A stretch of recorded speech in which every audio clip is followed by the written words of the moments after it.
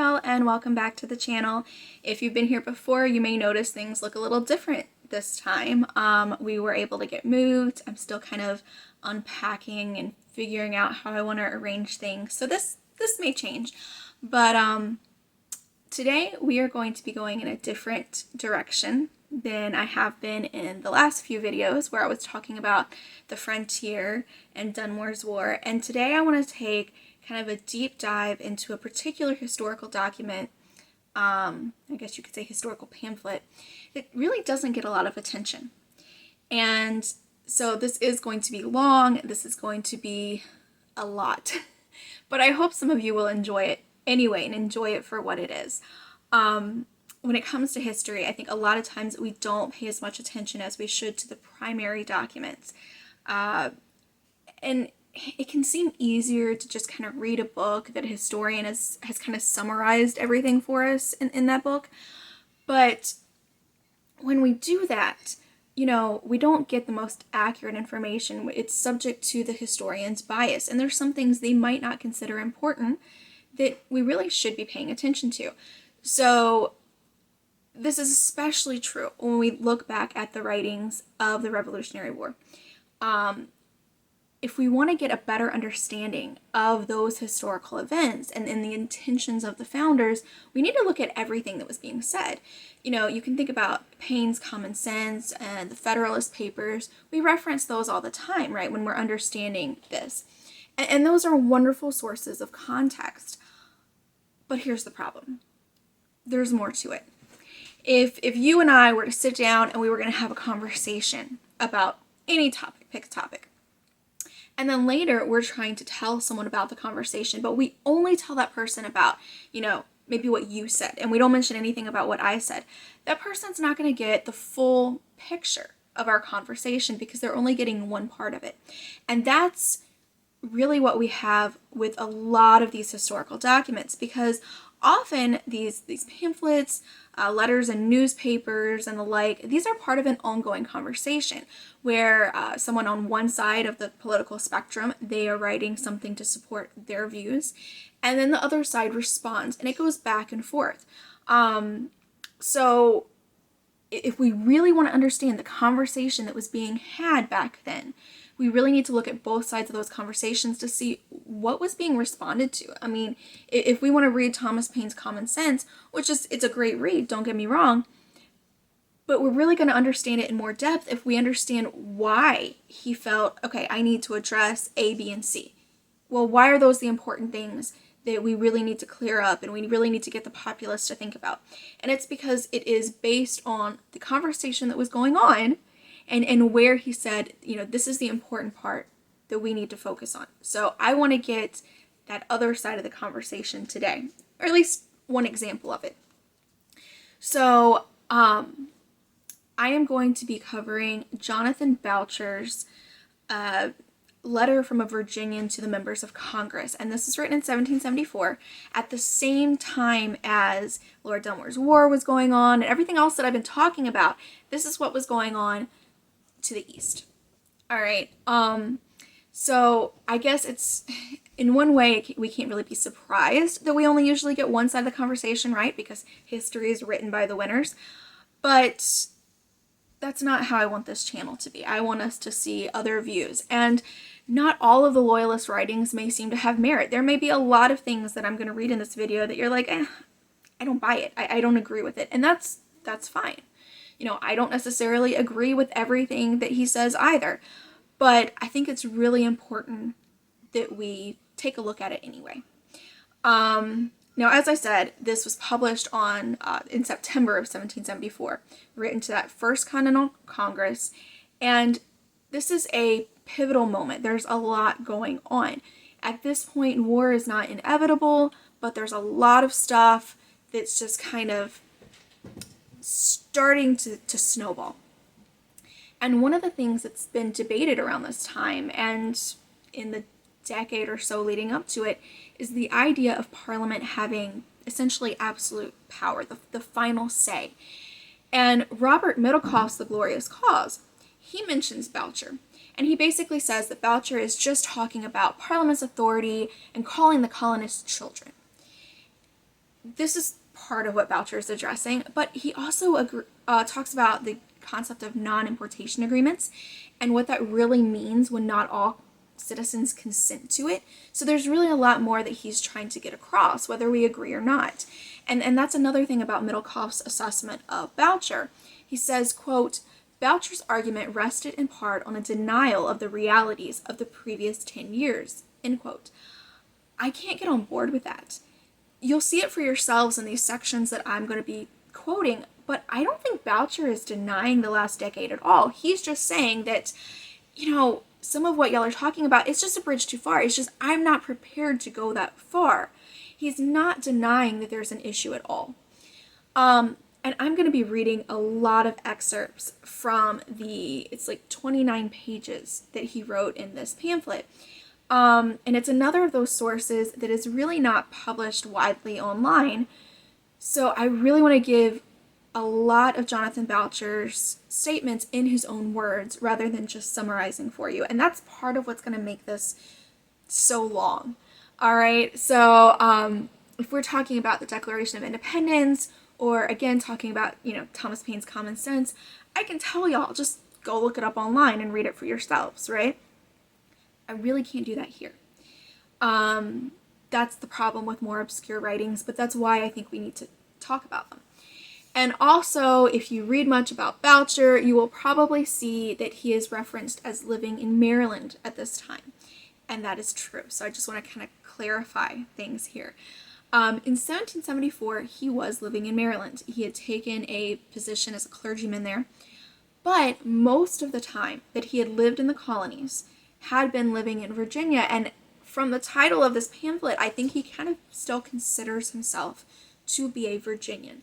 So that's why there may be a little bit of a disconnect. You may see Maryland thrown out and be like, oh, wait a minute, is this the same guy? Yes, it is. So that's just a little point of clarification, because I had to look in that a little bit too. I was like, wait a minute, why? This does not compute. But clearly he thinks he's a Virginian. So at one point in the opening of this pamphlet, Boucher writes to the members of Congress, quote, you are soon to meet on the most serious occasion that ever presented itself to this country since its existence.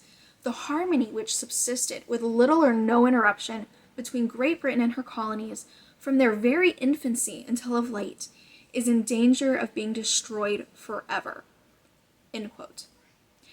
Now, a lot of this harmony was from Great Britain having largely a hands-off policy when it came to the North American colonies. And a lot of the colonists objected when they tried to change this policy, the status quo, after the French and Indian War. So I understand his point, and I also understand why many colonists wouldn't quite agree with what he's saying there. And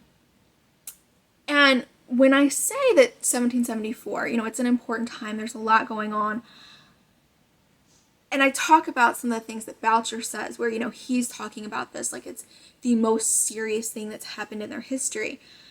I do kind of have to step back for a second and ask, though, has there ever been a time that someone has written or spoken about political matters and not thought that, things were in danger of being destroyed forever, right? Like it's always this emergency. And if we look back in time, sometimes maybe it was a really pivotal moment and sometimes it really wasn't that big of a deal. But just considering like recent history and things that are going on in the news and all, I was sitting here thinking about this and just reading his language like, it's always just like the end of the world. And I remember that as a kid, like my parents were involved in politics and I would tag along, and there's just always been that mindset.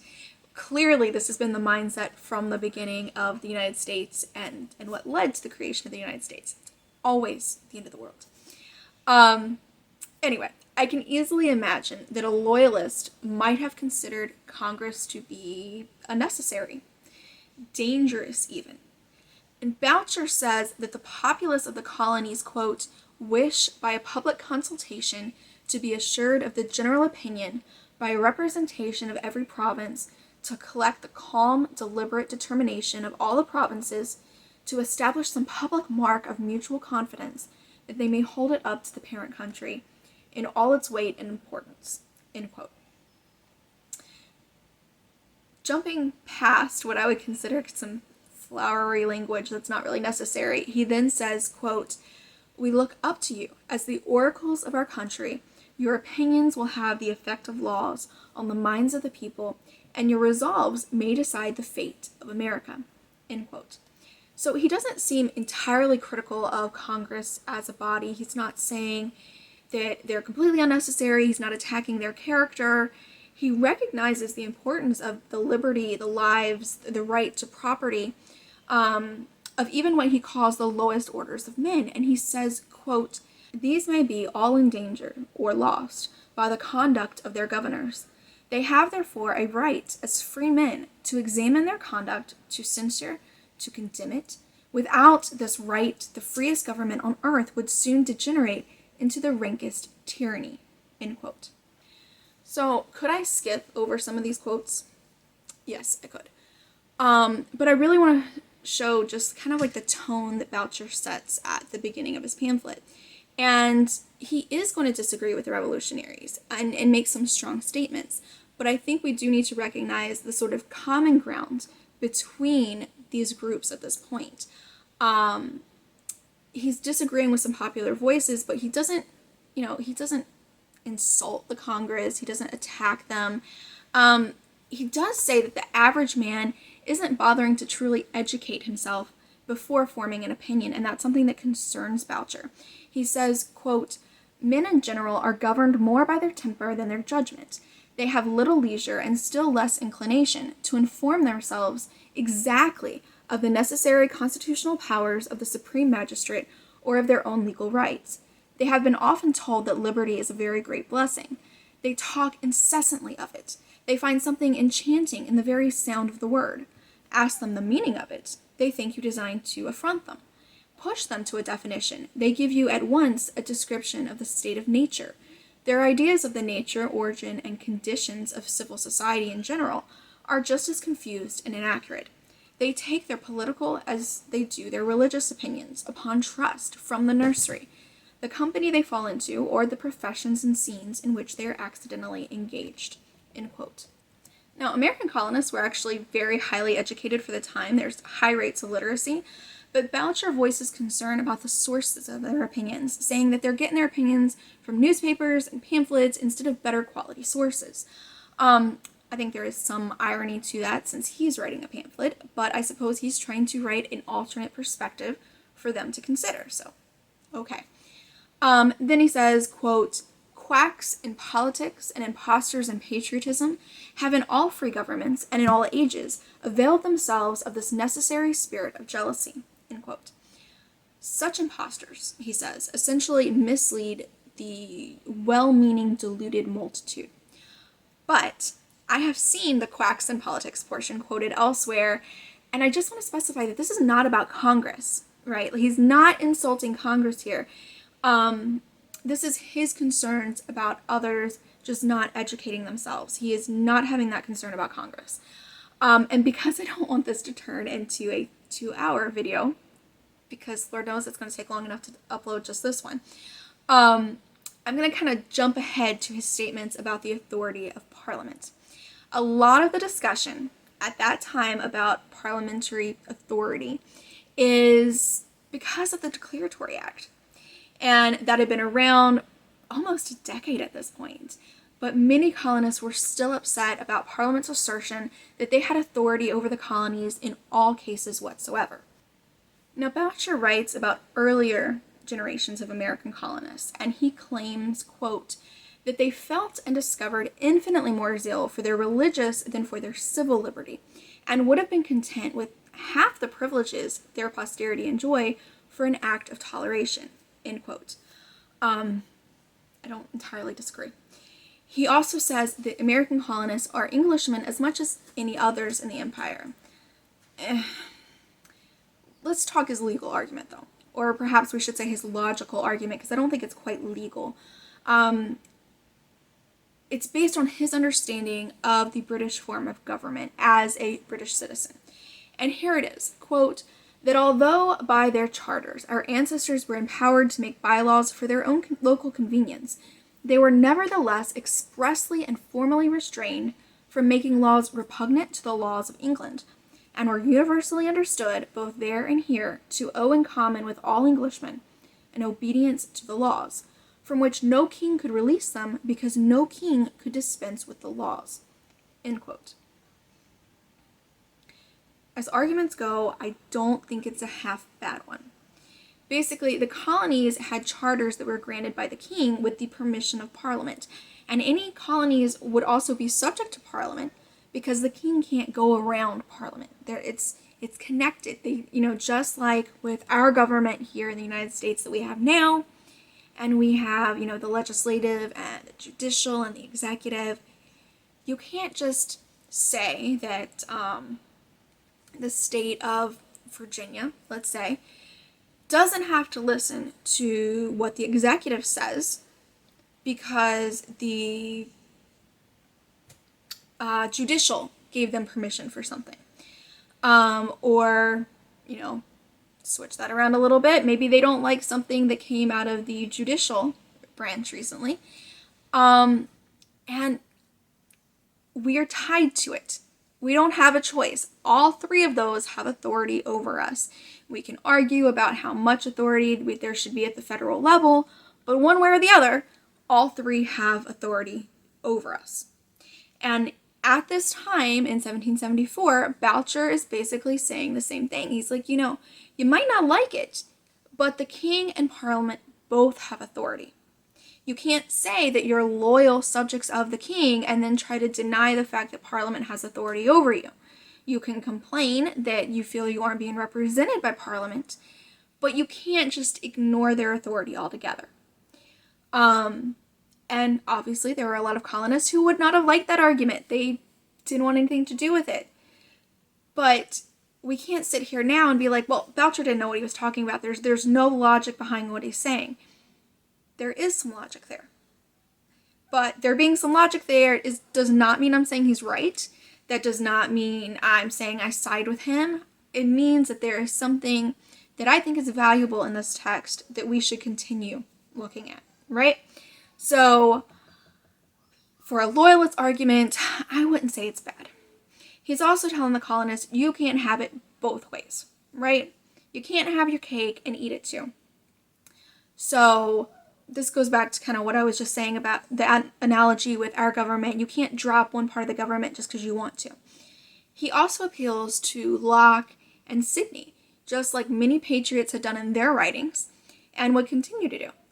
But Boucher is claiming that, quote, all writers on government, from Aristotle down to Sidney and Locke, end quote, had accepted that there needed to be an, quote, absolute supreme power, end quote, in society, essentially justifying that there needs to be a king and Parliament, and colonists should just suck it up. Would John Locke and Algernon Sidney agree with the words absolute supreme power in this context? Maybe. I mean, that's not what we're looking at today, but this is what Boucher's claiming. Then he acknowledges the many resolves, petitions, and remonstrances that the colonies had sent to Parliament and the Crown in recent years, and that they had been ignored. And this is, again, where I want to say, he's not ignoring the past decade. He's acknowledging the issues. And he says that those petitions and everything had been neglected or rejected or censored. So he clearly is acknowledging them. But what he's asking is, what is the recourse that the colonists have? Like, what is the actual best option that we can move forward with? And he says, quote, shall we appeal to the King of Massachusetts Bay, to the King of Connecticut, to the King of Rhode Island, against the King of Great Britain? End quote. This kind of reminds me of a quote from another loyalist, Reverend Dr. Mather Byles. He was a Bostonian, and if you've seen the movie The Patriot, you'll likely recognize the quote they borrowed from him. Byles asked, quote, which is better, to be ruled by one tyrant 3,000 miles away or by 3,000 tyrants not a mile away, end quote. I think that is a big sticking point with a lot of the loyalist arguments. It's not that they're indifferent to the issues that have been going on, that the colonists have been complaining about. Many loyalists agreed that, XYZ, that's a problem. The big difference is what they think is a reasonable reaction. They weren't quite on board with the idea of a different government being any better than what they already had. Now, throughout the Revolution, there would be many who had originally leaned toward loyalty to the crown who would eventually side with the Continental, so that's certainly the case too, but there would also be many who continued to disagree. Turning towards the topic of the non-importation agreements, which I mentioned Boucher also talked about, Boucher asks, quote, "Shall the opinions and desires of a small part of the community prevail against the opinions and desires of the majority of the community?" End quote. And I think this is a fair question to ask. If we as Americans put pride in our right to vote on issues, to have that representation in our government being by the people and of the people, then we have to see this issue informing, we have to see the issue that is forming at the beginning of the revolution. The staunchly pro-independence crowd, they didn't start off as the majority. We know this, but they were more vocal and more motivated.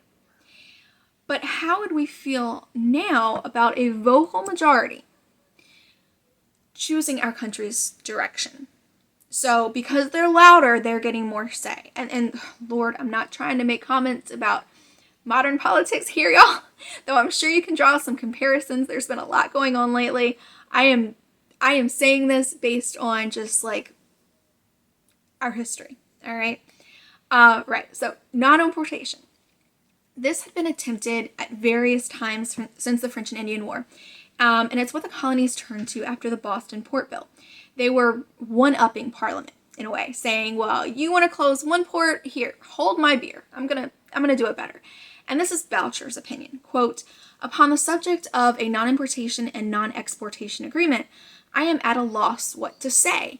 It has been so often and so warmly recommended as a specific remedy for all our complaints, has received the sanction of such general authority, that I'm afraid it will look like an affront to the understandings of my fellow citizens, an apostasy from my native country to insinuate the least doubt of its efficacy." End quote. That's exactly what he's doing, though. Boucher's saying, look, there are problems with your plan. And it isn't even a problem of whether I agree with you on the issues or not. That's not it. There are fundamental flaws with this non-importation idea.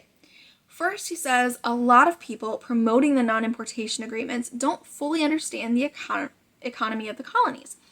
They're running their mouths without facts to back them up, and we need to be consulting more merchants, manufacturers, etc. in devising this plan. He says we're a small part of the British Empire, and he claims that such a non-importation and non-exportation agreement would harm the colonies before it could do much harm to the empire itself. Remember, I'm just talking Boucher's opinion. I'm not saying he's right or he's wrong. That might be the subject of another video later on, looking at facts and figures, but this is what Boucher is saying is a problem. He continues, quote, "If notwithstanding we are confident that the measure of a non-importation and non-exportation agreement bids fair to be a successful one, it certainly behooves us as men and as Christians to be sure that it is a just measure, a combination to ruin or to obstruct the trade of a fellow citizen who happens to differ from us in his religious or political opinions, adopted in passion, prosecuted by the intrigues of a cabal, by innuendos, insinuations, threatenings, and publicly signed by large numbers of leading men, would, I presume, be a manifest violation of the laws of God and man." End quote. Frankly, I agree. I know I touched on this a little bit in the video on the Black Regiment, and I know sometimes it steps on toes to say as much, but I don't condone the compulsion of a group for the sake of quote-unquote freedom. You can't be a little bit free. Either you are or you're not. Threatening part of your populace in order to enforce a non-importation, non-exportation agreement for the sake of freedom, because you're the louder majority, it's backwards. And this is why I'm a historian and not a politician, because I know they have to make decisions that are not always popular. But I'm saying that at the starting of our country, when we don't have really truly elected representatives yet, when it's all about just the obnoxious masses and who's being loud enough, I have a hard time with pressuring others and not giving them a choice and making them afraid to state their opinions. In a lot of the petitions, agreements, all this had been going on since that French and Indian War. A lot of great minds had made arguments while citing British law, in addition to other sources of thought. And Boucher asked Congress, though, he says, quote, "Shall we skulk behind the letter of the law while we wage war against the spirit of it?" End quote. That line stood out for me, and it plays into what he says on the next page. Now, I know we've all heard about taxation without representation. We know colonists were complaining about the ways in which Great Britain was attempting to tax them. A lot of the argument had been about the concept of internal taxes versus external taxes, saying, okay, we'll accept paying certain types of taxes, but then we won't put up with this tax over here. A big part of the arguments around, like the Stamp Act and all, centered on this internal versus external debate. Boucher, as a nod to those arguments of the previous decade, he asked, quote, "Shall we establish distinctions between internal and external taxation one year and laugh at them the next? Shall we confound duties with taxes and regulations of trade with revenue laws?" End quote. The section continues a bit, but you get the gist. The colonies have been consenting to certain forms of taxation for their entire existence, and smugglers might get around some of them. But by and large, Boucher and men like him didn't understand the distinction. Why were people so upset about certain forms of taxation and not others? Because, it seems like a disingenuous splitting of hairs when one way or the other, you're still paying the money, is what they're saying. I mentioned smuggling, and Boucher ends up mentioning that as well. He says, where smugglers had skirted these taxes in their various forms in the past, now Boucher says the smugglers will evade the non-importation and non-exportation agreements. He's saying that this is one of the issues I have with the idea of the efficacy of these agreements. Quote, "In all trading nations where there are duties or prohibitions, there are smugglers. There ever were and ever will be, until we find some nation where every individual is a patriot or a saint." End quote. Now, his main objection to these agreements, regardless of his personal, political opinions, seems to be that they impose on the freedom of others without actually being effective. And thinking back on it, I'm not sure he was wrong, or not entirely. War broke out and we pursued our independence, but what tangible difference, if any, did these non-importation agreements actually make? Boucher continues, quote, "Can you hope by extorted promises, to restrain men from carrying on a clandestine trade with Great Britain, who trade every day with their inveterate enemies, in defiance of all law, and who grow rich by the spoils of the fair trader? Will it not rather happen, as it has happened already, that province will smuggle against province, citizen against citizen, till we are weary and ashamed of being the dupes of each other, and become the laughingstock of the whole world?" End quote. On the surface, it may seem like Boucher is being dramatic. And yeah, I would agree, to an extent, just like everyone was being dramatic. But let's turn for a moment to the work of a historian. T.H. Breen, who wrote The Marketplace of Revolution, How Consumer Politics Shaped American Independence. Breen discusses this topic as well, saying, quote, "The delegates of the First Continental Congress had also learned from the failure of earlier appeals for non-importation that enforcement held the key to success. Voluntary measures had not worked. The consumer marketplace held too many temptations for too many people. To remedy the problem, Congress called for the creation of the Continental Association. This action authorized the formation of local committees throughout America. Elected by voters in each town, city, and county, these groups of virtuous citizens were charged with monitoring the economic activities of their neighbors." End quote.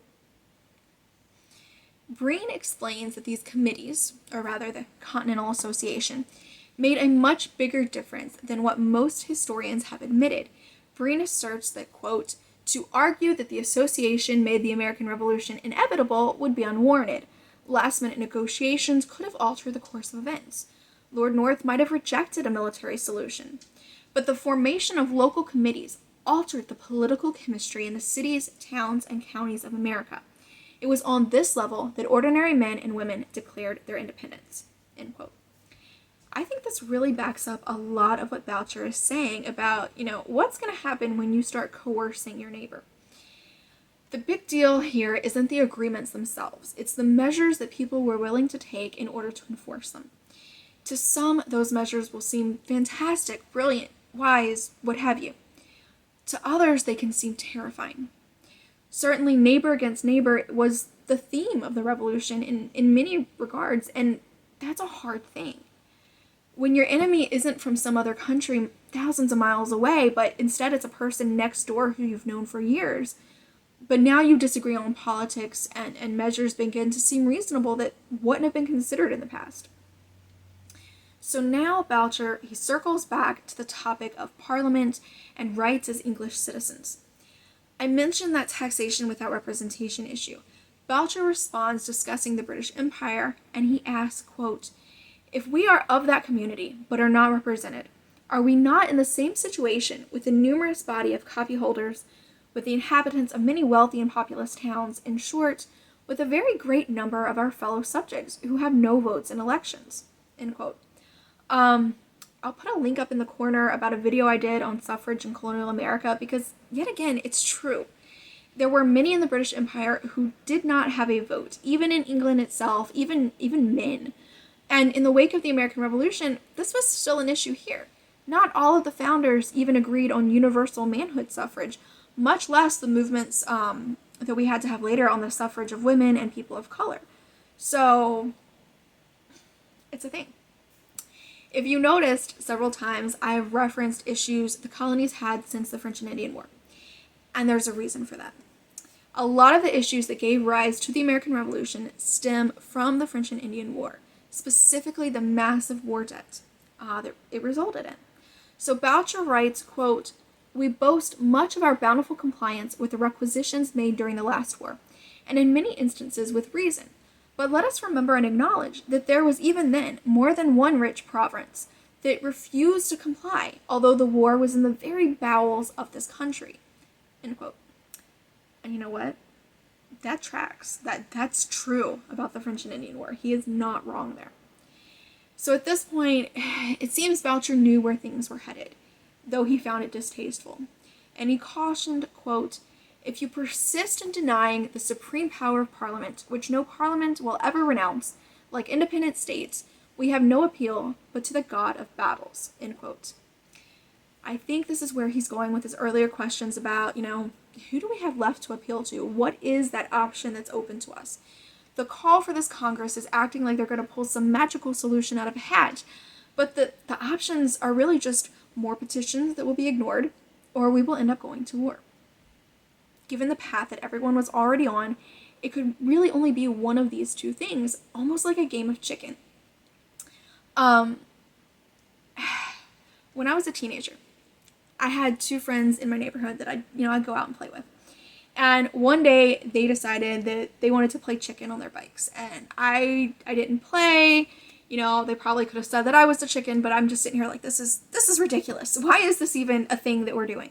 So they get on their bikes and they do their thing. And I'm watching and I'm waiting for one of them to kind of, be that chicken and veer off to the side, because surely someone is going to say, all right, enough.